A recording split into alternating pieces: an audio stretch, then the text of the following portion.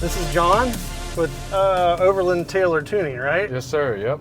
Yeah, so John was actually with us at Adventure X Fest. I think somebody said, "Hey, Jason, is your truck tuned?" And I said, "No." Huh? That would have been Andrew. Yeah, I've kind of had some mixed thoughts on the process. Just because I'm comfortable with the way the truck drives, everybody bitches about it all the time. Oh, yeah. So I talked to John, and he said, "Hey, let's give this a shot. Let's go out and do a test and see what it feels like and try to capture it on video." So we actually have a GoPro up here. So hopefully maybe I'll turn the lights on the dash. Maybe you'll be able to actually see the tack and you can kind of see the shifting. We're going to be climbing up the mountain. The speed limit's 45 miles an hour. I'm going to try to average 50. I'm going to try to stick it to 50 and drive as aggressively as I can, obviously in a safe manner, just 5 miles over the speed limit, right? Yeah. We're going to give it a shot, and I'm completely stock right now as the tuning goes. So once we hit the 45 mile an hour section here, which we're rolling up on right now, I'm going to mash it and get us right at 50 and try to stay there all the way to the Blue Ridge Parkway. Okay, so basically the common complaints with these third gens is everybody talks about the gear hunting. Going down the highway, they're just trying to go up a small grade or something like that, and then the truck's downshifts, and then it'll downshift again, and then it'll upshift, and it just can't figure out what gear it wants to be in. And part of that, I think, is kind of lack of where the power is in the power band. Maybe it's not really where it should be for where you're cruising. A lot of people correct this by rear gearing, and that is also a great solution. Even in conjunction with the tuning, rear gearing is great. But mainly, so the gear hunting is what everybody wants. You're also looking at some horsepower and torque gains. Obviously not a ton. It's not a race truck. We're just trying to make it, drivability is mainly the main goal of the Overland Torque Tune. We're really not trying to push it to its complete limits, but we're trying to make it safe, reliable, more fun to drive, because everybody wants to enjoy their truck, and you put a bunch of heavy gear on it, and then next thing you know, you got a pig on your hands. Yeah, you need to. I'm really interested to see how this is going to work out. So just so that you can see our miles per hour, I've got the Overlander on here so you can see how accurately I'm trying to keep it right at 50 miles an hour. Right now my gauge is off by 5 just because I've got larger tires on the truck. Yeah. So the tune is specifically adjusted to tire size and gearing? So we basically have 2 different tiers as far as tire size goes. So 31 to 33, and then in your case, you'll be 34 to 35 inch tires. And then as far as the gearing goes, we have set for different differentials. So we can do obviously stock gearing, which is 390 on these trucks. Unless you have a manual, those are 430, I believe, from the factory. We do 456, 48, which is what you got, and then 529s. All right, so we are now starting to climb uphill just a little bit. I'm just a little bit over and under 50 miles an hour, trying to pay attention to the road here, obviously. We've got a pretty clear stretch here, but like I said, we're starting on the climb right now. I don't know if you can actually hear it, probably not, but it's definitely shifting up and down, back and forth. It's hunting, yeah. Yeah. So based on your experience driving a Tacoma, I mean, is this normal? I don't think this is, the hunting like that, going up a grade, I don't think it's normal for any vehicle. Yeah. I understand it's because it's, the transmission is trying to find the optimal gear for the power band and to where it's not under as much load. Yeah. But I think at this point, it's trying too hard. It needs to pick a gear and stay there. Of course, you can put it in S mode and kind of do a lockout, so it doesn't go up. But it'll still downshift, I believe, in S mode, correct? In ECT? Yeah. Yeah, it'll still shift. Yeah. I haven't really been, so I pull a raft trailer up Sandstone Mountain in West Virginia pretty much all summer long, and I can notice a little bit of a difference when I put ECT on, and it helps control the shifting a little bit, but it's still up and down, up and down, up and down. Well, I think the ECT, the main thing that Toyota did from the factory is they were just trying to make it hold the gears longer. Yeah. So people that are really trying to stretch it out, or like towing or going up a hill or anything of that nature. Yeah. And of course, with our tune on the ECT, we will have our first setting, which will be without ECT on, and then our second setting, which is generally more responsive. People want the more responsive one for ECT for towing or climbing hills. Okay. But that's purely in the pedal. Yeah. The numbers and everything in your tune is still going to be exactly the same otherwise. Oh, we got shit flying around here now. We're taking a sharp turn here.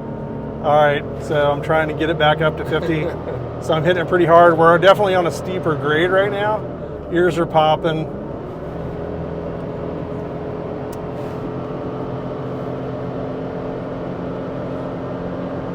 And all being said too, I've got a full truck of gear in the back. You know, we've got a canopy camper on here, fridges, plus all of the stuff that we're bringing to Expo, the goose gear in the back. So we've definitely got a full load on the truck. Plus, this is also a road that not somebody would normally do 50 on either. Yeah, so that adds to it. Yeah. But like I've got my foot to the floor right now and it is not shifting at all. Huh. I don't know if that'll change.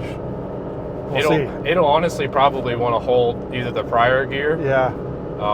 This will be the spot. So we're at the top of the mountain right now. Foot is to the floor and it's not shifting back down. Again, I'm at 50 miles an hour, which is great, but I can't get it to go back down unless I were to manually shift it back. Yeah. Sharp turn. All right. So we are up here at the Blue Ridge Parkway. Let's find a place to park, get out, get this thing installed. Alrighty. We got a NOCO Genius 10 hooked up, and we have that on 12 volt supply. So that's going to go ahead and maintain our voltage, make sure we don't have any dips in his voltage while we are doing the flash updates. Alright, so first thing we're doing, we're pulling up BF tuner. We got our power supply hooked up to the batteries. We're going to check to see if the latest TSP update from Toyota is on the truck.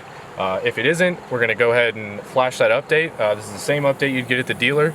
And then after that, we are going to be able to load whatever calibration we decide to put on the truck, depending on what he wants as far as throttle response goes. All right, truck is turned around. We are at the bottom of the mountain, and the truck is tuned. I'm not getting aggressive here until we get to the 45 mile an hour section, but nothing really feels too different right now. It feels like, honestly, I feel like I'm on my throttle a little bit less, and I feel some strange urge that I could actually hit the throttle and it would just take off at this point. And maybe go somewhere a little without thinking about it first. Yeah, right. Right. So again, we're not in ECT. ECT switch is not on, and that's peppy, right? Yes, that'll be even peppier. I'm going to get us up to 50 miles an hour here, and we're going to try to hold that all the way. Here we go. We were coming up on it. Let's go ahead. Yeah, it's definitely, it feels like there's something beyond where the pedal's at right now. It feels like I could push it a little bit further and it would actually take off, but I don't want to get a speeding ticket. Yeah. So let's just keep it at 50 miles an hour. Yep. It already feels a little bit different. So yeah, so tell us again about ECT real quick before we get up the hill. So anybody familiar with these third gen Tacomas, there's an ECT power button down in the center of your dash there. Typically Toyota wants you to use it if you're towing, going up a mountain pass, anything of that nature. And we utilize the button to adjust your throttle response. So when you hit the ECT button, your throttle response is going to change. It can either go to a lighter setting, or at most a standard one is for it to go to a more aggressive setting. Okay. All right, I'm going 50 miles an hour in a 45. I've got a Dodge on my butt. I wonder if I could lose him. All right, so we are approaching the 30 mile an hour turns. As you can see, we're going 50 miles an hour. And I haven't been hunting for gears at all. It's stuck. Yeah, it hasn't hunted like it was on the way up before. Yeah.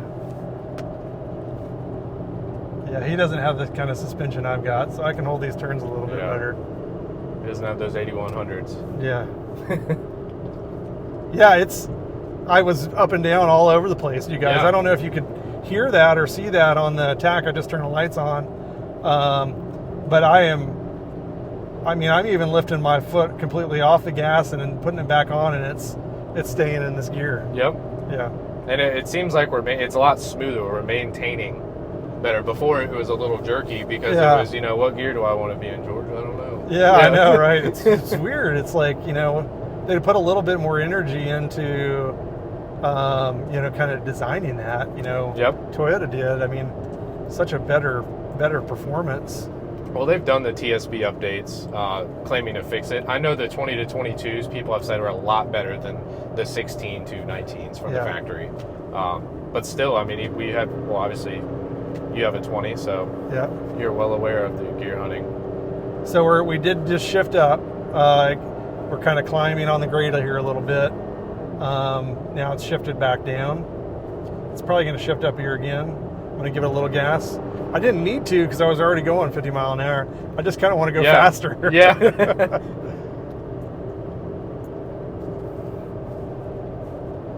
Yeah, here's going to be the real test here. Yeah, this is the steep spot coming up. Yeah, the grade's increased here a little bit. I'm trying to keep it at 50, so I'm going to let my foot off the gas a little bit. Yeah, now we're trying to bring over. it down. Yeah. But it's not shifting out and then back in again. What about descending down a climb? The Tacoma in West Virginia, for me anyway, often when I crest over and start braking and descending, it'll shift down into lower gear. Is any of that tuning impacted? Overall, I think you'll get a better behavior out of the transmission in general. Because the flash is for the engine and the transmission. And so I'd imagine the downshifting, that's a great question. I've honestly never been asked. Yeah. But you will soon find out. I will. And you'll have to let me know. Yeah, I will let you know. Because I'm sure somebody else will ask me that too. Yeah.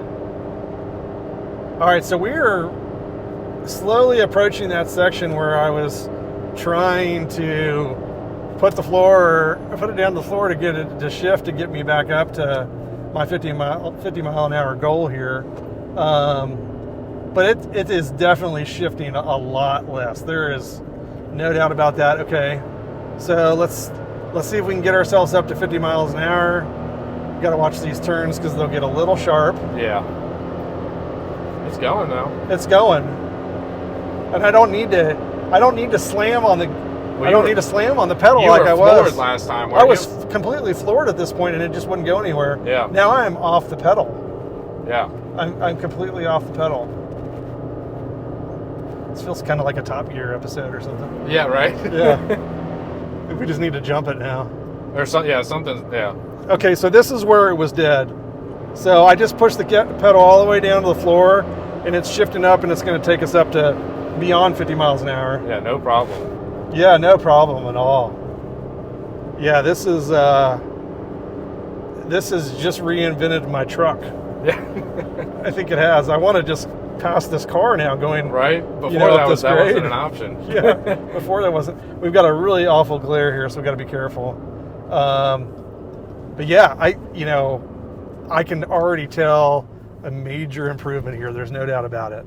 And I'm not just saying that because I've got the guy doing the installation riding with me, and I'm making a video. It's on video proof. This is legitimate. Anybody can email, John and ask him if I was skeptical. Oh, he was skeptical. We talked about this. He could have got this done, a month ago, and he, was skeptical. Of course, everybody is. Yeah. Well, I'm a believer now. Well, I'm glad. Yeah. Thanks, buddy. Of course. Tell me a little bit more about what's involved, with setting up these tunes. It's not just some guy on a computer like, let's try this, let's try this. Oh, there's a science to it and a process to it, right? Yep. So we have to give all of our credit to John G. and Justin. And, they have years and years of tuning experience, going into the 90s. And they've tuned everything from LS swap Jeeps to Mitsubishis to who knows what. I haven't got to talk to them about all that. But they developed these tunes on the dyno. And it's not just, like you said, Jason, it's not them just playing around with stuff until they feel something different. They know what to look for. They know what they're doing. They know what it needs. And at the end of the day, experience, you can go to school for something like this for a year, but they got the years of experience to back it up. And I think that's truly what makes a difference when it comes to producing something like this for customers. When you go to the dealer and they check your ECU, it's going to report back as stock. It's not going to report back as some weird code ECU ID that the dealer's going to be like, hey, what's up with this? It's going to report back as stock because all the tunes are actually built off of the stock calibration IDs. That's good to know. One of the questions I asked you about at Adventure X Fest was, because this is a pretty heavy investment. I'd like to think that Toyota is tuning the truck the way it's supposed to be tuned so that it lasts, 350,000 miles, right? Yep. That's why we buy these Tacoma. The reality is that, maybe I'll end up selling this after 100,000 miles, but I want somebody that buys this to have the same experience I did out of the truck. So protecting the engine, protecting the drivetrain, and still having the performance that we expect from a vehicle like this is really important. We depend on these vehicles to take us places safely and reliably. So that, I mean, that's a huge part of this thing. You're not just tuning to get a race truck or anything like that. If that's what you're looking for, that's not really what we're after. We're after drivability, enjoying driving your truck again is really what it all boils down to. Yeah, because I love driving my truck, but I'm really excited to see what this is going to feel like, because we're on a flat section right now. We're going to move to 55 miles an hour, but I'm not going to do anything funny with this truck until we turn it around and go back up the mountain. And I want to get on it and see how it feels.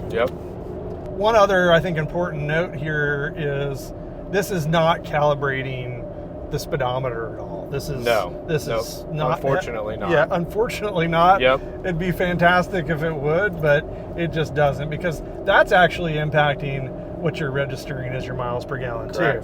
So I may be getting 9 miles per gallon, and in actuality I might be getting 9.5 to 10. So of course you're re-geared and have bigger tires, so maybe you've come back closer to stock. And what percentage, I'm not sure. That there's a chart on Tacoma World, I think, about that stuff. But yeah, like you said, it's still going to be a little off.